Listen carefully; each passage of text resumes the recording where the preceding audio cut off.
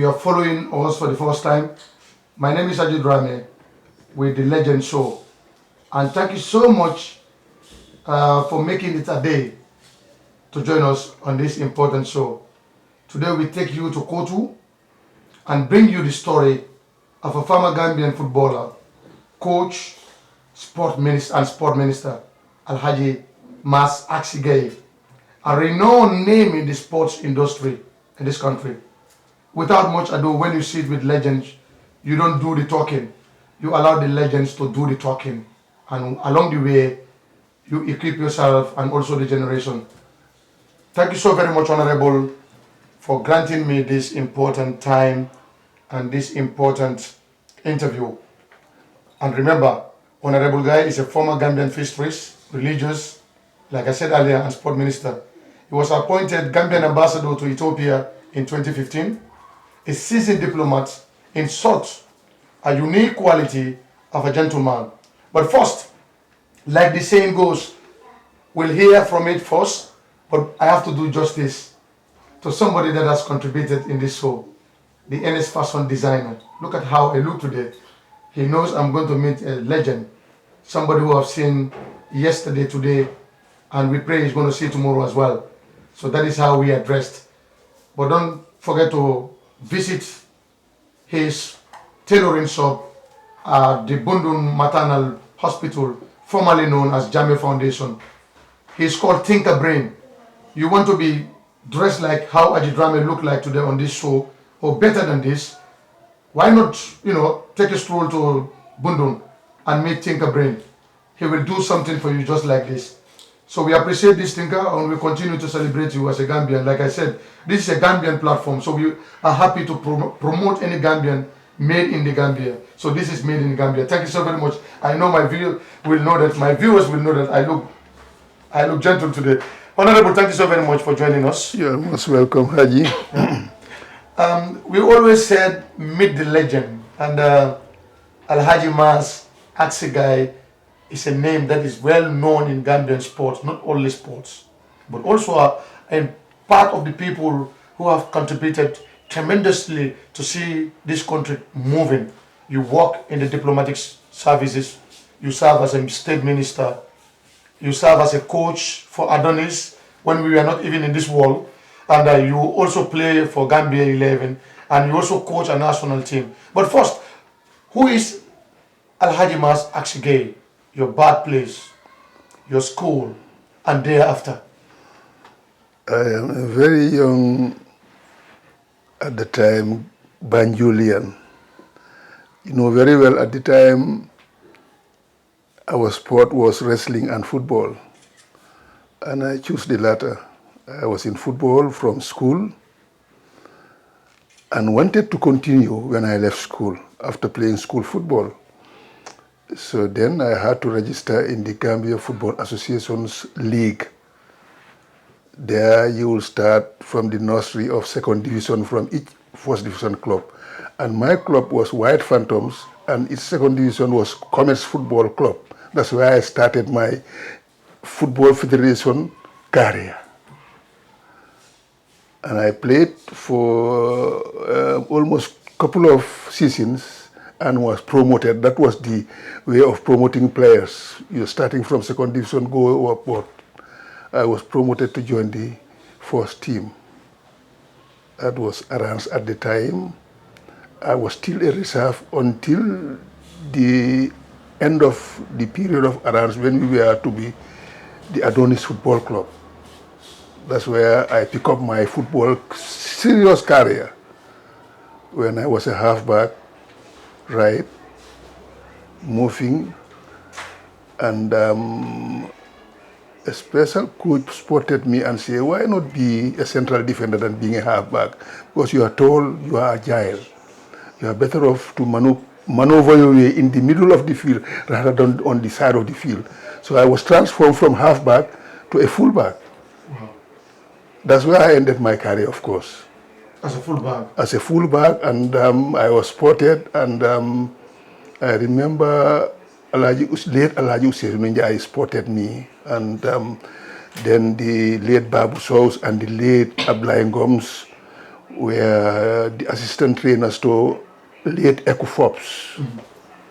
And I was recommended by Alhaji Usainu Njai. I was selected in the national team. But Haji, it's very interesting. At the time, we had a lot of young, very talented defenders and footballers at the time, notably coming from the team of Real de Banjul at the time. And by that time, the central defender of the national team was Alhaji Ibu Diouf, who ended up being my permanent secretary in the future as youth minister. As youth sport minister. And I replaced him in that defense too. You were on the bench at Yes. the time when he was playing. Yes. So when he was getting into his old days, Then I replaced him. Though I was older than him, but again, he was much younger than me, but I mean, I was more agile than him. So I took over. When I took over, and that's the end. I went until the decided time of retiring. I've never been replaced. Let's talk about your early days. Banjul used to be a place where all sports are practiced by athletes during their school days. This is where the schoolboy, time when people are going to school, at the same time representing our national teams. Your time came earlier before we see the generation that we talked about much. But what can you tell us at your early age with school, sports, and education? Haji, we were fortunate that all sports was centralized in Banjul, the capital. Of course, they didn't even reach Serekunda. We played for many years before sports actually reached Bakau and Serekunda. We played it more than a decade before it reached there. And there you have the early team of Kwame, Dagudan from Bakau N. These are the new, generation coming into real sports in the center of Banjul at Box Bar. Then we were growing. The new stadium, Independence Stadium, was built, and the federation the association was growing. Teams were coming up, and that's the growth of Bakau and Serekunda, of course. And very good players coming from that area at the time. We thought only footballers were in Banjul, not knowing that the talents are everywhere in this country, especially in the Combos.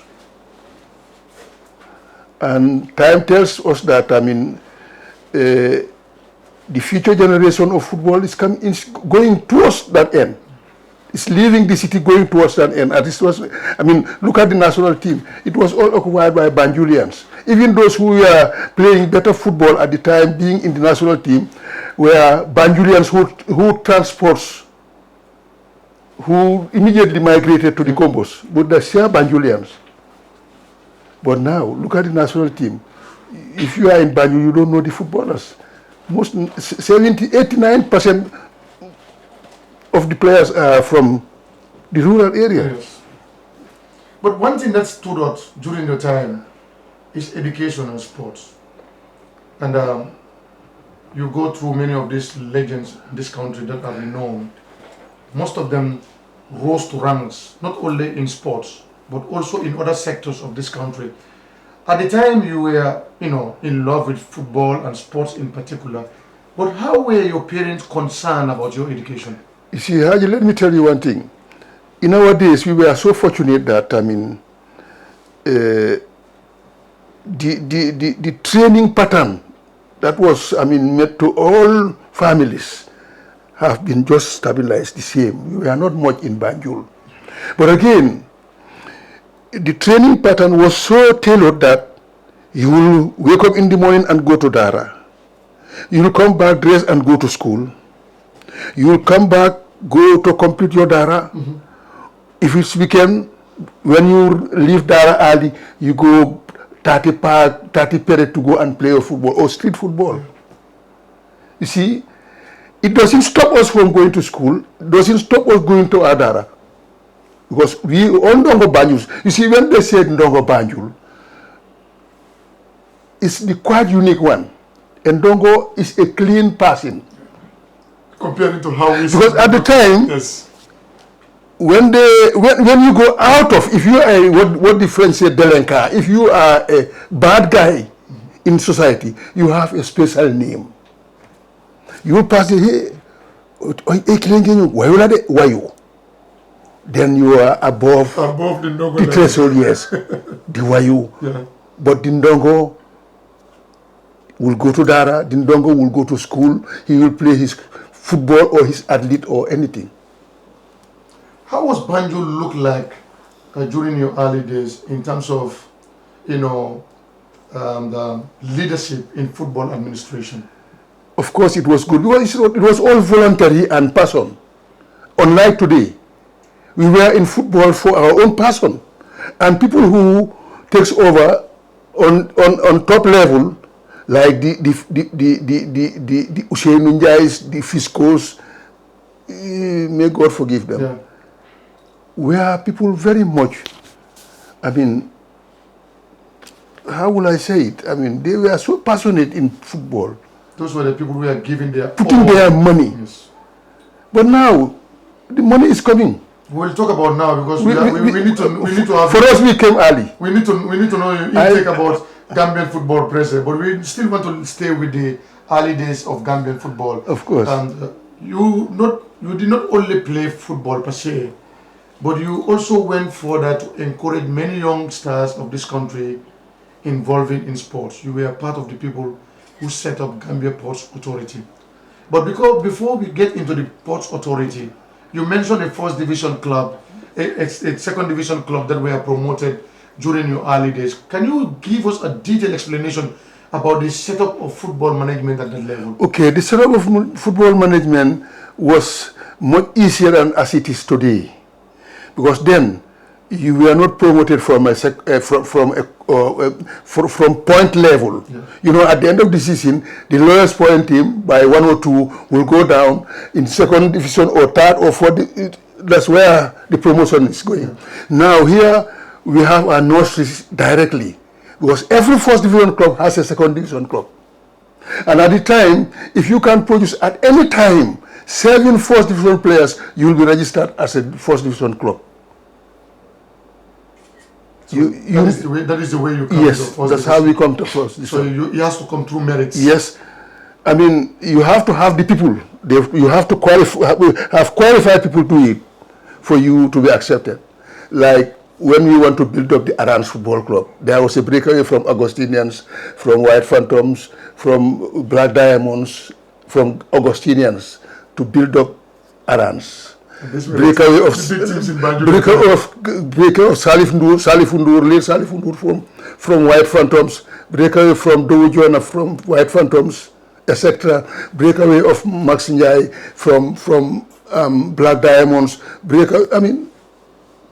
Is that the generation of the late Biri Biri?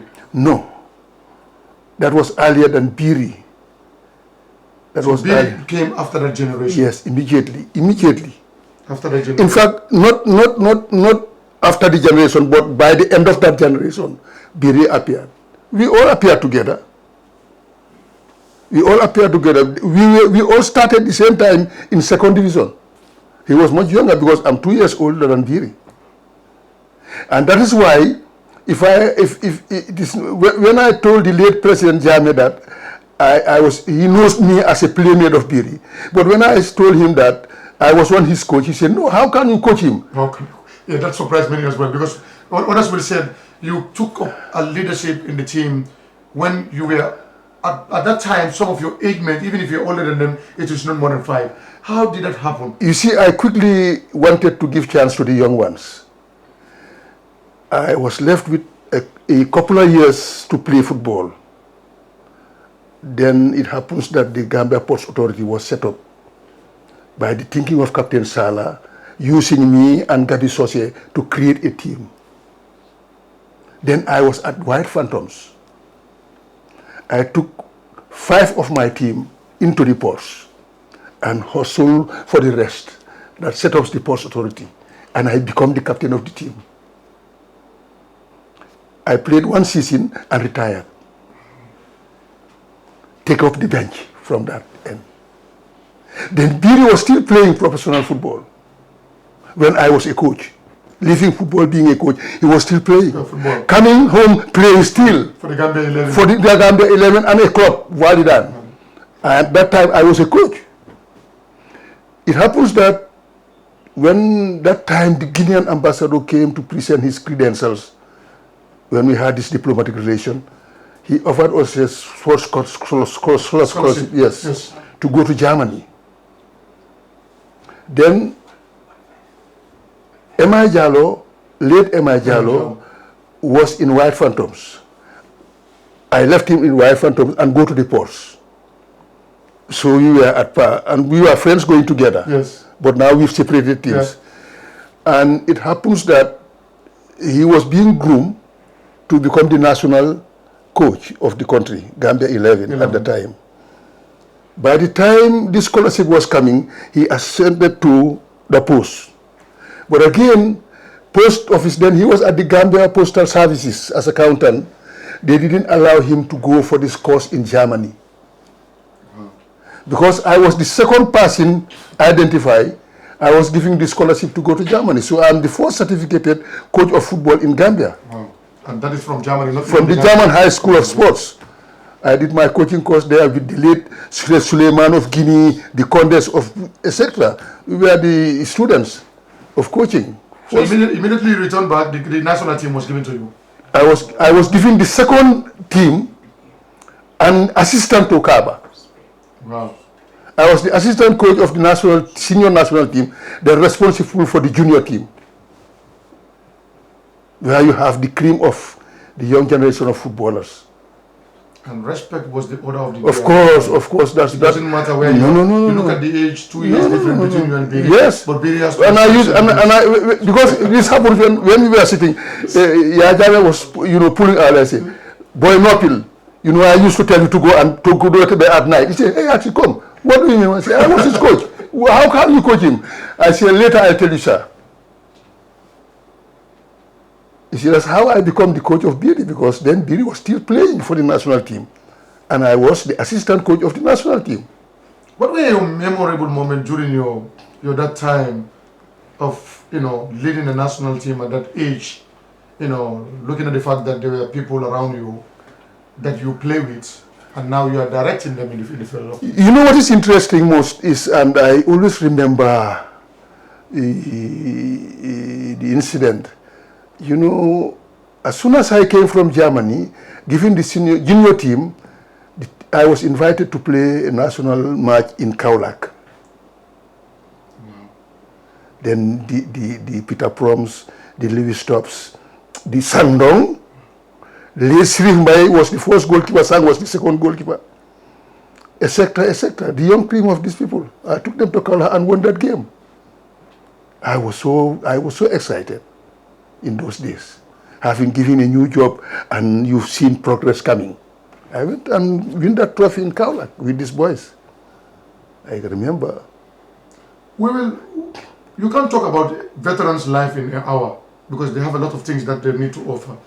But it's so unfortunate Gambia don't keep archive. Of course we don't. About what happened in the late 60s, 50s, coming up to this generation. Not many, records are kept as far as that generation is concerned. What do you think would have been today if the luck that this generation have was available in your time? What would have happened to this country? It was more massive. It would be massive. I said we come early. It should have been today. We should have come today. When football is very buoyant, we should have come today. We were in football for passion, and we just like it. Because I remember your time, there are skills that were displayed by athletes at the time. Of course. This generation can do. We are still far away from that. Of course. You see, I've seen one mistake being made, because whenever they talk about football, they say, Biri, Biri, Biri, Biri. But he was playing with football. This is a group of players who were all talented. Team play. I heard about Seusa. Of course. I heard about others who will. Of course. But they always talk about one person. No, but he was playing with people. They were good ones too. Like we had this boy we mentioned yesterday in our discussion, Ibu Fai, whom they used to call Limba. He was playing both left and right at the time. He was excited.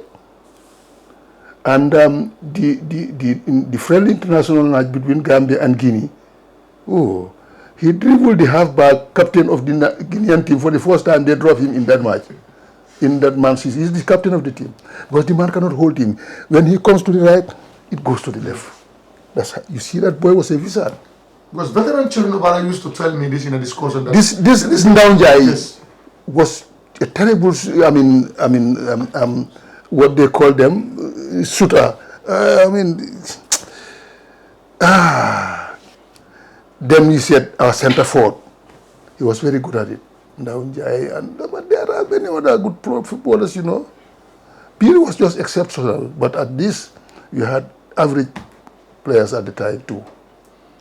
Before we come to your diplomatic missions, we're still going to stay with your school, football, and also when you grow up to become coaches and everything. But coming into the 60s, 70s, football start changing. Exactly. Ownership start coming in football. The Real Banjul and the Walidan start coming at a level, they become the top and elite football clubs. How did that change happen, in your opinion? You see, then people were getting involved from outside. You see, I remember we changed our name from Arams to Adonis because then Kamal Milki spotted us and said, I want you to advertise my hotels for me. I have ABC hotels, Adonis, Banjul, and Carlton. So that is how Adonis came. Yes, so I will want to change. That's why we are the first club who put on jerseys maroon and sky from Umbro in England. He ordered that for us. It was a big. That was a big achievement. In fact, I have that jersey Still with you. Yes. Well, that's a big achievement. So for advertisement purpose, Kamal Milki is part of those who spotted us and asked us to change our name. He will be sponsored by him. So we choose Adonis. It's ABC. He had these 3 hotels in Banjul: Adonis, Banjul, and Carlton. You start working for the country and start serving as a civil servant, and when the OBs, the Gabi Soses, and the Umar Cs, the late, may God be pleased with them still, were in football administration. Football start changing. What is your perception about football, Gambian football now? Like I told you, the whole perception relates to, passion. People just love the game and prepare to spend their monies out of it for nothing. Or he will go all the way to mortgage his properties to fund football. Can you imagine? That is Just to fund football. Jobs we are giving. If you're a good player, to maintain you, they'll find jobs. Then they will work on that. That is where most of them are academically good. Like I was about leaving football altogether in my time as a footballer because I had jobs in the provinces. I did job for cooperatives. I did job for agriculture. It's all about the province. But the same Usain Njai said, no, boy, you have to come back to Banjul. You'll be working in Banjul. You have to play football.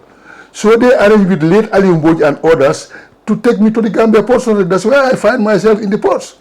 But I came from agriculture, I came from cooperative, if I would tell you my work career, we will spend the whole evening here. That's why I say it's difficult to talk about legends' life in 1 hour. Yeah. But just look at the passion and the time. Yeah. You are brought back to the Banjul because they've spotted something that they don't want to waste. Yes, they had said I have to play. Come back. You'll get a job here and you continue playing. That's how I continue my football. I didn't wanted to leave and continue my job of the province because that's where I have it. What do you think about today when you sit and take pride of during your early days getting into the coaching side as a footballer? What do you always want to talk about with your family? No, I just want to relate how we set ourselves up until we achieve what we achieve. Let the family follow that footstep. You'll go to school, you'll play your football, you'll go to your dara. That's all. Whether you earn, you don't earn, you have to do all these things. Because football is the last career of you. But your education is very important. After 50-something years of trying to play in the elite championship in Africa, finally Gambia qualified for the first time, went into the quarterfinals, and again qualify to the African Cup? You see, Haji, I used to tell people that unless and until we come at par with our relations with Africa or anybody in football, we cannot compete. Let me tell you, in the days of Biri, when Gambia provides a national team, we only bluff with one professional. Yeah. For instance, Senegal will come with at least 7 out of 11. Can we play with them? No. No. The level is not the same. And I always tell people that our delayance in football is the responsibility of our colonials. Because when the Lusophone, the Francophone were allowing their subjects playing with them, the British refused us that. We are not given the same opportunity. No, we don't play in fact, Biri is the first Gambian whom we tried, which the late Matar Sarr tried to take to Derby County. They discriminated him. Because they spotted something that could turn to... Yes, they discriminated him and didn't allow him to play. Then Africans, even colors born in Britain don't play much more coming from Africa. African. But at the time, the Lusophone countries, their people are going to Portugal. That's why Eusebio and all those people play in the World Cup. Mozambique, the Mozambicans. Yes. It's a Mozambican. The migration was very good. Well, they allowed them. Senegal then start exporting their players in France. Ivory Coast, the Laurent Gbagbo and others. Salif Keita's from Mali. Gambia, nobody is going. And I will tell you, a guy called Body Balance. I heard about Body Balance. He's around. Solomon Jata. We'll look for Solomon Jata. I've heard this name. He would have been I will tell you, he would have been our first Gambian professional. Not Biri, him. Because he was exceptional. He played in one tournament in Senegal. He was the most outstanding player amongst all the French team, the Ivorian team, the Guinean team. It was a French tournament. He got the trophy of being the best player. And he has not even played outside the Gambia. And from that tournament, yes, that's where this Salif Keita's and all of them, the Domingos, all of them, this Attila of Senegal, all of them were to France and others. But Solomon cannot go. Where would he go? He cannot go to France. He was not a French-speaking country guy. The English didn't allow him. They are responsible for our delayance in football. But we have talents in this country, I can tell you. You coach some players, who were amazing, and they were part of the products that you brought to some of the teams that you coached, like Gambia Ports Authority, for instance. The first time we qualified with a player that was grown from a Ports Authority, Pamur Jan. You see, Haji, I was very much open-eyed in seeing good footballers and having to edge over the teams by selecting players, giving them jobs. At the time, you will come to the post and have a job. So any good footballer I want, I will get them at the time. And I will tell you, we started signing, most of them going to Europe. I signed their contracts to go to Europe. That Pamudu Jan, he was in Ports. I signed his contract. Demba Jan was there. Demba Jan was better player than him and his brother. Demba Savage was there. The Sana Seni Nyasis, I signed their contract. The Tijan Jaite today, tried to go to Scandinavia. All of them passed through my hands. I had the eye of spotting the good ones because I was taught good football and correct football, period. I was in German high school of sports, Never say.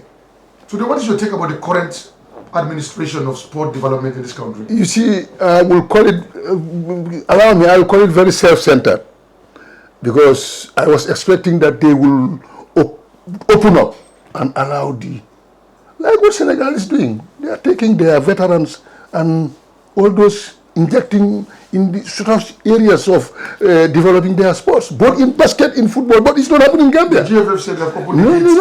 They don't open veterans, but veterans are not opening as well. For me, if I would tell you that, they don't even invite me to go and watch football. You would believe that? And I have gone from A to the Z of football in this country. I have played in school.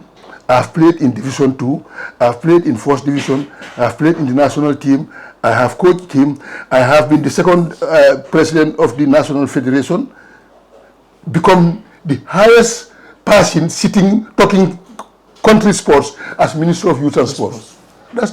I'm the only person in this country, for the history of Gambia, I am the only person who achieved this merit in sports, me. You have passed through all the ladders to become a sport minister. Where the government will sit and discuss about sports. I'm the only person.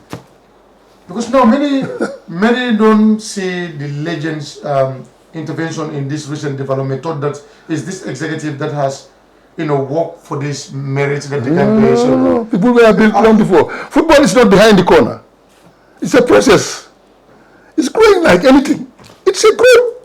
You don't wake up one day and be a national team player. You must have been playing. All these footballers you're hearing, call them the Haalands, all of them, they were playing. Look at their career. They spotted them early, put them in academies, they grew. No, it's not behind the corner, and they passed through us. What would be your take and advice as far as Gambian football is going? Because we went into the African Cup of Nations, people thought, it is a good start for the first time, quarterfinal, and now we maintain back-to-back Africa Cup of Nations, and we've not seen that cooperation between the football federations and the veterans. What can we do together in your thoughts that can bring Gambian football to where? Because still some don't believe we are still there yet. We are not still there yet. You see, let me tell you, in this level of football, whenever they name you as a big shot, it means you've been very constant. But we are just starting. Other teams like Sierra Leone started before us, they are not going now. They've come down. Another team like that. But look at the elite, real elite teams, they are just there. They are just going. So that's where you maintain your position. If not, then it's just like what happens, the giant might be beaten by a small ant by accident. When you look at the last performance in Cameroon, were you surprised that Gambia was at that level at the time? You see, the level was not big, Haji. People have to understand that the level was not big. The level is our opponents, how they look at us, how they treat us. Because in many occasions in sports, in any sport, if you underrate your opponent, you may lose. In wrestling, in boxing, in football, in cricket. So in Cameroon, most of our opponents didn't see us. No, it was a surprise. Gambia, look at our ranking. They measure you. This is no joke, it's about measurement. Look at the list. Where are we? I mean, you see, professionally when they think of football, they are not looking at Haji or Axi or anybody. They are detailing from where you started up to where you are. They mark you there. Where this man started and where he's ended up, they mark them there. At the end of the day, they say, you are number 16, they're number 20. This is not about miracle or Nyiri, what they call, or Serinchu, or all these things doesn't happen in that type of football. And we do it here, but that's what we believe. But again, if you go to that level, it's about football. Just the performance. It's about football. Your knowledge in the game. As a technician who has went to that high level of coaching, many believe we have the materials now to play attacking football. Do you believe that? No, we don't have it yet. We are building it up. Because you see, the difference is, now we have a crop. We were just a tree standing. Now we are producing crops. They are not ripe yet. Because now our team is all coming from abroad now. We used to have only one Biri. Only Biri. Today we have enough of professional football. Today we have 13, 14, 15. Even talking about those we don't know. Okay. So we have a crop now. We have a big crop in the diaspora. But again, they need to ride. But still there are players that, instead of where we expect them to go, like for instance, Musa Barrow is seen as one of our best players now in the Gambia. Yeah. But instead of going to the Premier League, he's now in the Saudi League. You see, Haji, I always tell, we were discussing football yesterday. You see, our problem is if you today pick up a Senegalese, an Ivorian, a Nigerian, a Guinean, a Gambian, these are 5 nationals. Yeah. Take them to a lower league in Europe somewhere, let's say take them to Belgium. Go and rate them, assess them after 2 years. You will not find these other 4. They will all disappear into the bigger leagues. The Gambian will still be there. What do you think is now, for it? The reason is we easily pick up the fees paid to us to be too big, and you've not even yet eaten half of the bread. You will lie down. How much? I'm receiving 10,000 Belgian franc per month, added per week, added maybe 40,000. 40,000 will be $4 million or $3 million. Then you are okay. When you have not even eaten the bread yet. Yes. You're just picking the crumbs first. That's what talking about 100,000. This is the difference. What the Wolof says, then they gawa doyal. And that is costing a lot as far as our national appearance are concerned. The consistency in higher league are always issue. Moru Baro played for Swansea. After 1 year, he came back down. Again, another age comes in there. By the time you really been noticed, you are in your dying time. Because you will go to Europe at the age of 27, 28, 29. How many years will you play again to become? Play more than Cristiano Ronaldo is 38 years today. He can't play another 2-3 years. If you are 27, want to go to Europe today, that would be definitely impossible for you to play 7-8 years. No, you cannot. You cannot play.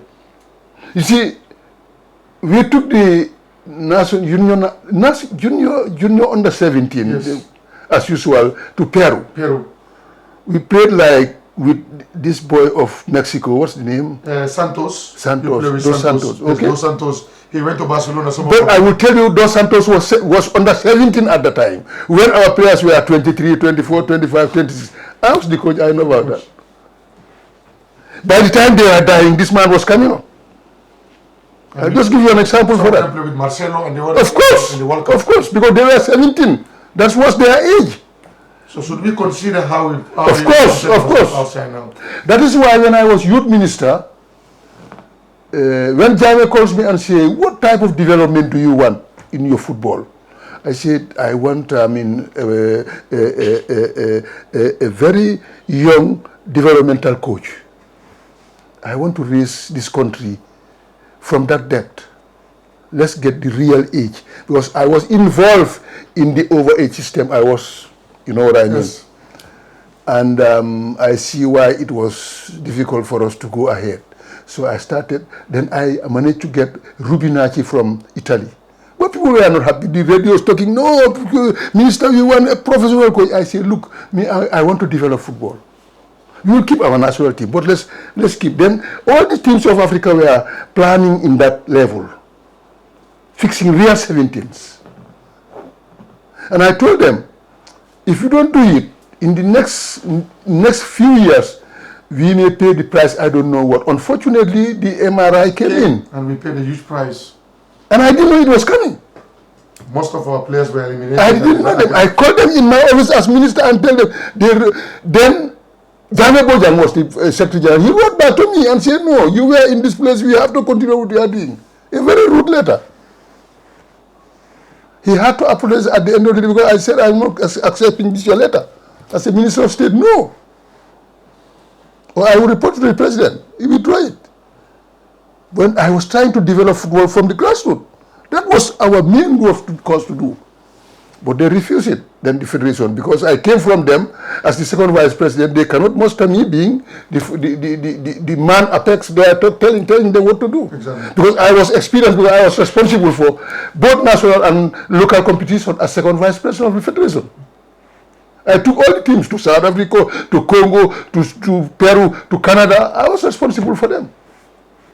People say we are very critical in the last election because you are not happy with the way football administration. Of course, because I wanted a change. Let's have a change. Because then we have very young, dynamic people, and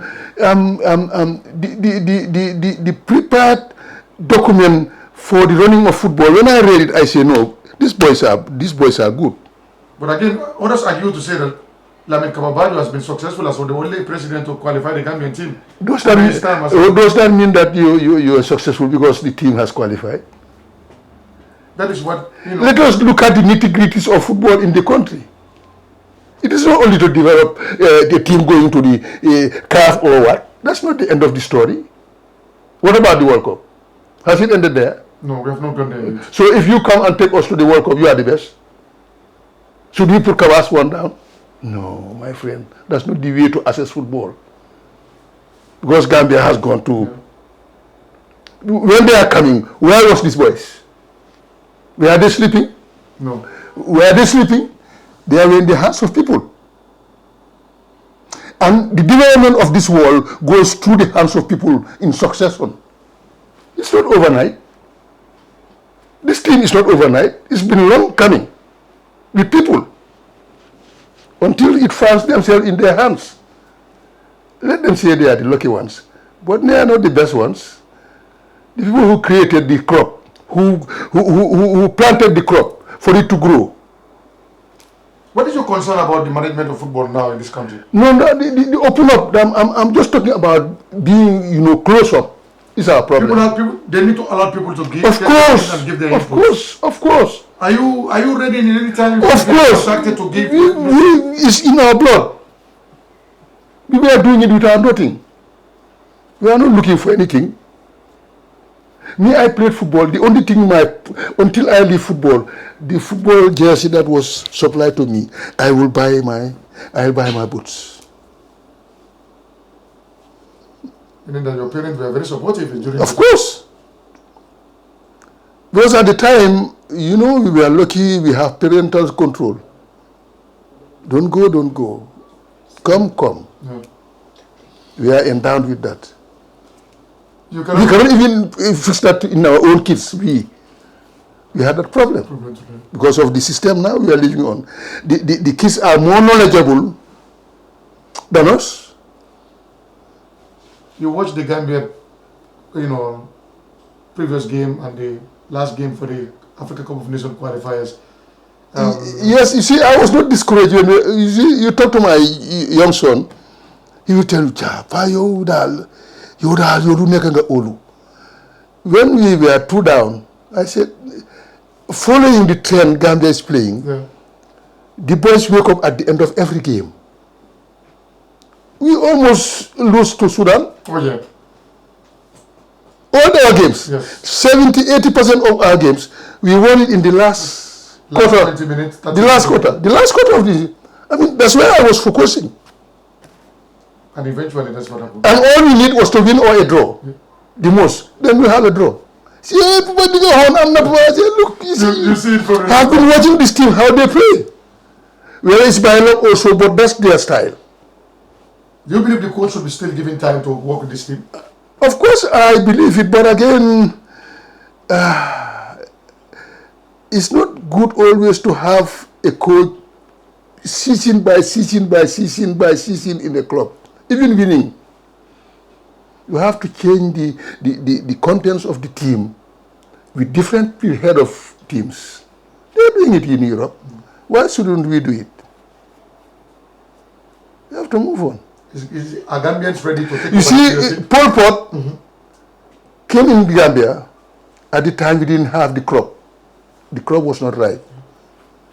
He cannot make us. He went closer. Of course, he cannot make us. You see? Yes, he went very close. Yes, he went very close. It was not for, for rules that CAF brought at the time. Then Gambia would have been in the African Cup of Nations. Then the team, you see, the growth started from him. Then it was not Kaba's time. You see, now I'm happy that you know why we lost. Why we didn't go to the cup. By miracles. We almost go to Africa. Of course. We've started ripening now. So by the time at least we get the crop right or better, it was the time of Kaba. We are getting to the close part of this interview. You are watching Meet the Legend with Hagie Drammeh on THD TV. Today my guest is Alh Mass Axi Gai. He's a renowned Gambian sports name in this country. Like I said, you cannot talk to legends and hear their story in 1 hour. But this is just the beginning with Alh Mass Axi Gai. Part 2 will come. But quickly before we finish this interview, what would be your advice going into the Ivory Coast Africa Cup of Nations? Good preparation. Because I believe the boys are now very comfortable. They've passed the first hurdle. They come again. It was very difficult. They passed the second hurdle. Now is to prepare them and give them all the encouragement they need. They might do better. When you say prepare, sometimes not only the government or the GFF that need to prepare.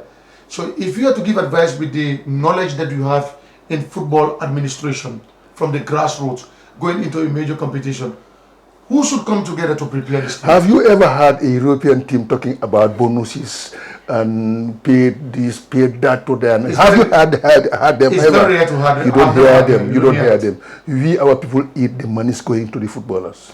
Period. So the money is eaten before reaching the Yes. footballers. And that is your problem. And you know, you traumatize them for not giving the best out of them.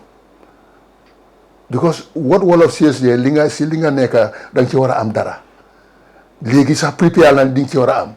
Nga yek ko be pare haji lek ko.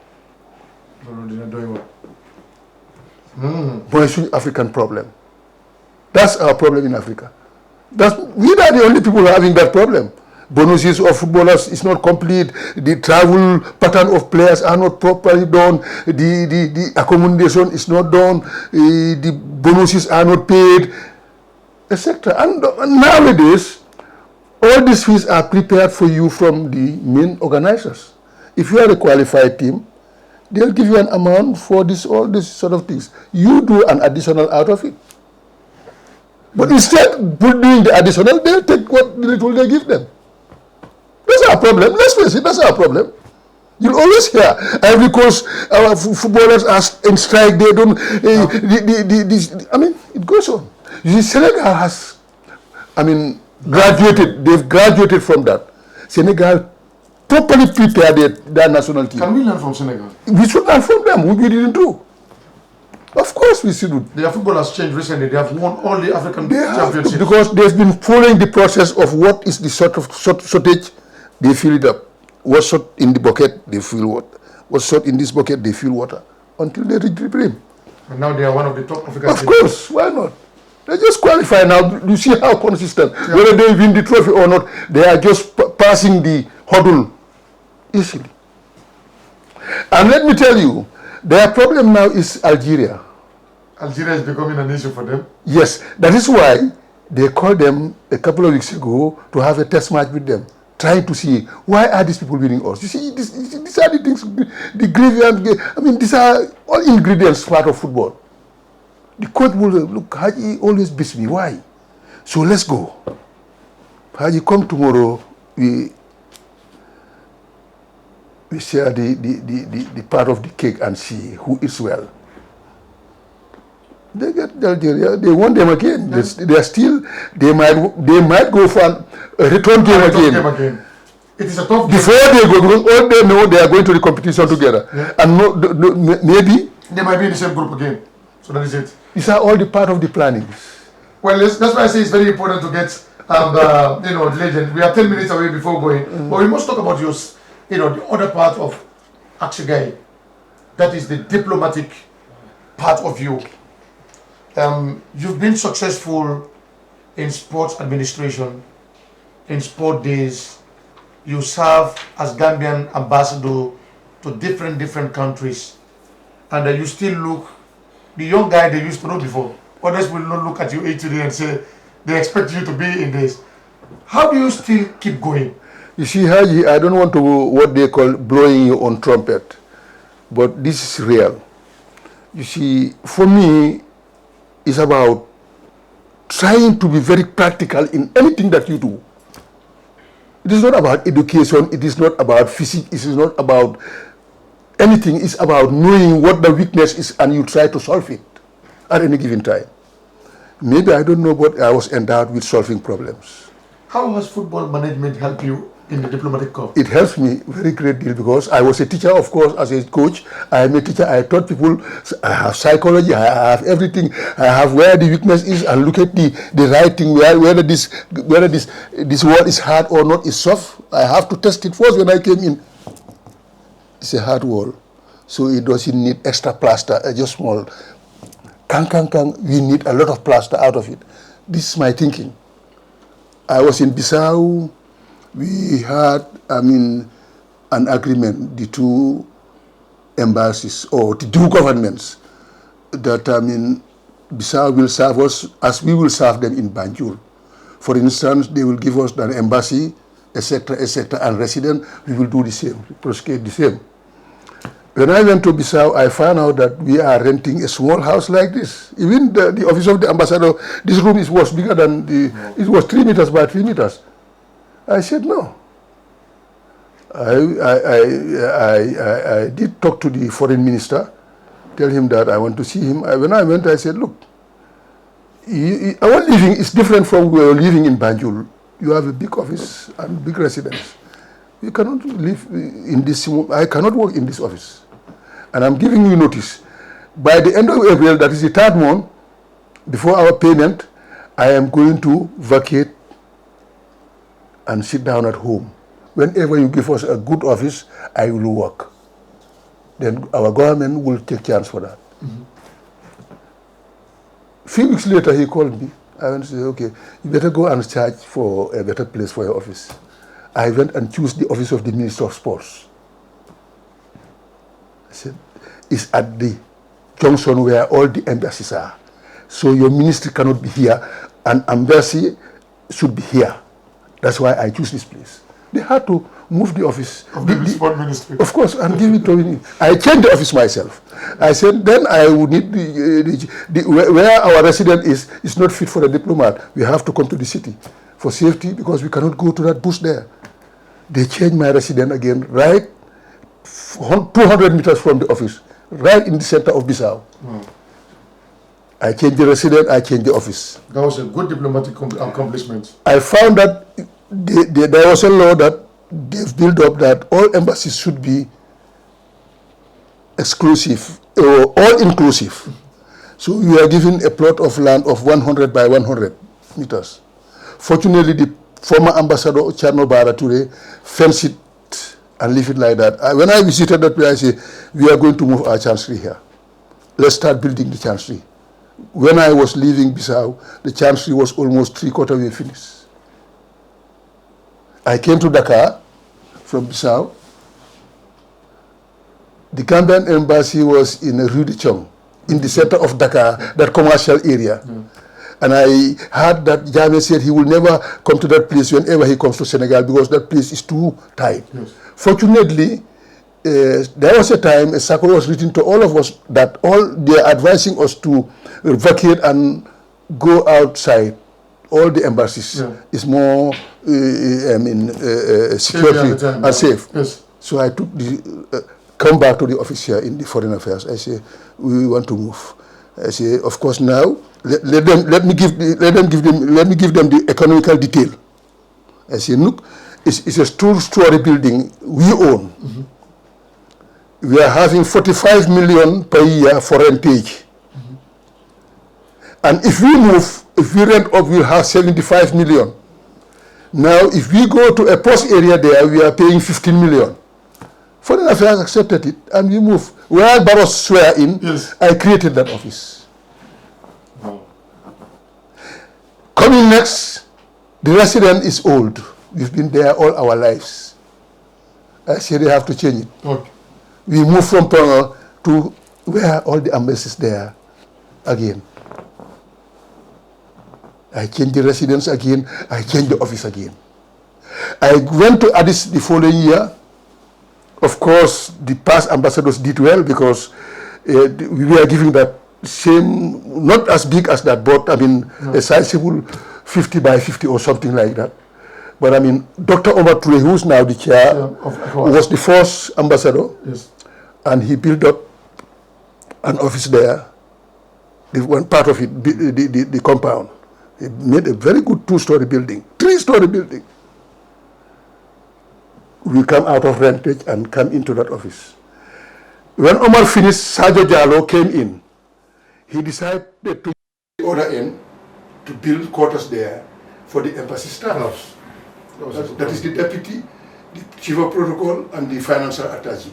First floor, second, third floor. When I came in, looking at the situation, knowing that some weakness is there, because in Addis Ababa, then you had these power cuts. Yes. And when there is power cut overnight, then the water to rise up to the tanks cannot fit. Then in the morning, these people cannot wash. They cannot take their bath.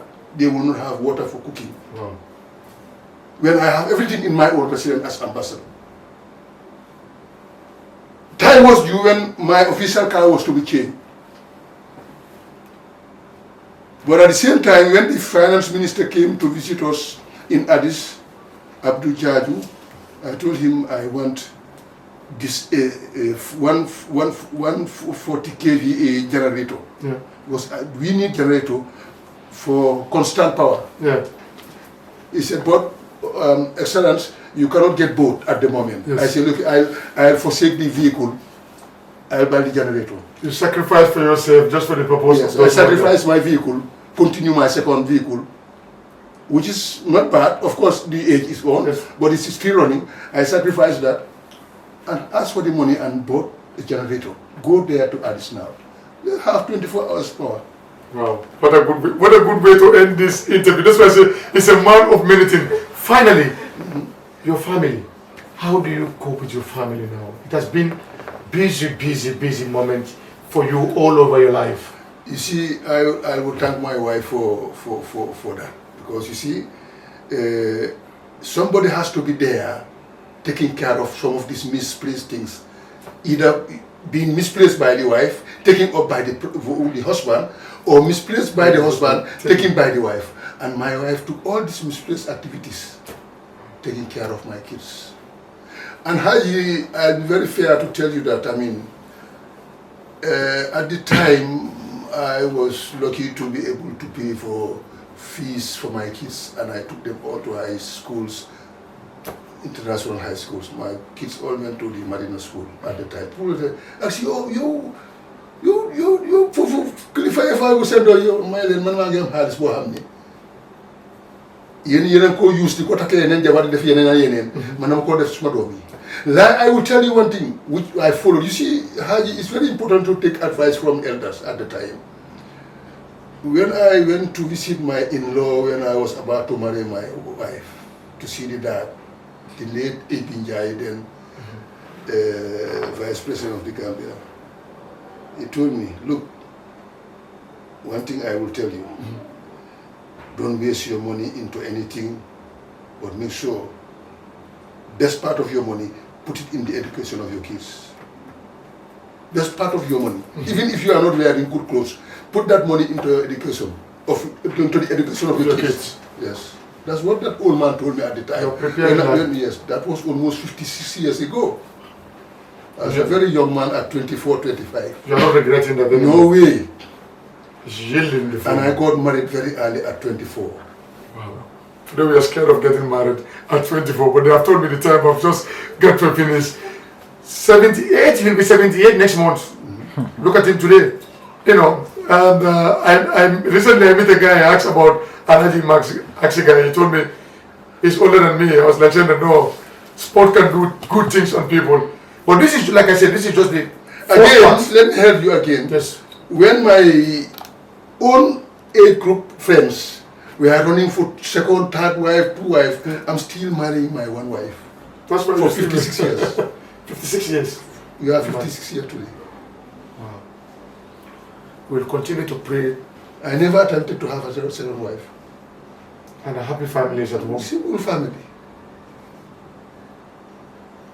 I know my kids, they know me. We were not attached. Until they grew, we were attached. Because it was money and them. And that's all. And they are money. That's all. I think we'll come for a special advice that will help us to grow in life. What a soul that has, taught us how Banjul were in the 50s, in the 40s, in the 60s, and how Gambia is today. And Like I said, this is the first. It is not going to be the second. It's not going to be the last. We are going to continue having him, and we'll continue to pray to God to still keep him for us here, because we still need him. Thank you for watching THD Meet the Legend Show. We'll be back next week with another legend. Thank you so much. Keep following our channels, and keep commenting, and keep liking, and keep subscribing. Until you come your way, have a peaceful weekend.